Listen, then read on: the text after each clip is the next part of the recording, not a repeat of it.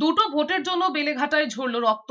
মঙ্গলবার বেলার দিকে কলকাতা পুরসভার ৩৫ নম্বর ওয়ার্ডে ৮৫ ঊর্ধ্ব ২ ব্যক্তির ভোট নিতে তাদের বাড়িতে গিয়েছিলেন নির্বাচন কমিশনের প্রতিনিধিরা। সেই ভোট গ্রহণকে ঘিরে তৃণমূল বিজেপি সংঘর্ষে রণক্ষেত্র পরিস্থিতির সৃষ্টি হয় বেলেঘাটায়। বিজেপির অভিযোগ, তাদের কোনো পোলিং এজেন্টকে ঘরে ঢুকতে দেয়নি তৃণমূলের লোকজন। এই নিয়ে শুরু হয় বচসা। হাতাহাতিতে একজনের মুখ ফেটে যায় বলে অভিযোগ। অশান্তির খবর পেয়ে ঘটনাস্থলে পৌঁছন কলকাতা উত্তরের বিজেপি প্রার্থী তাপস রায়। তখন তাকে ঘিরে তৃণমূলের কর্মী সমর্থকরা বিক্ষোভ দেখাতে শুরু করে। তাকে বহিরাগত বলে চিৎকার শুরু করেন তৃণমূলের কর্মী সমর্থকরা। দেওয়া হয় গো ব্যাক স্লোগান। মারমুখী হয়ে ওঠে দু দলের কর্মী সমর্থকরা। খবর পেয়ে বিশাল পুলিশ বাহিনী ঘটনাস্থলে পৌঁছয়। আসে কেন্দ্রীয় বাহিনী। আর দীর্ঘক্ষণ পর পরিস্থিতি নিয়ন্ত্রণে নিয়ে আসে পুলিশ।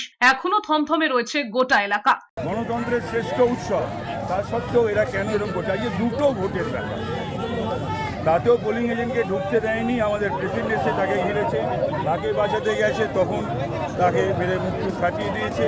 আমি ডিসি ওসিকে জানিয়েছি। এদিকে মহেশতলায় বাড়িতে বসেই পোস্টাল ব্যালটের সাহায্যে ভোট দিয়েছেন বছর ৯০ এর অতিশীপর বৃদ্ধা।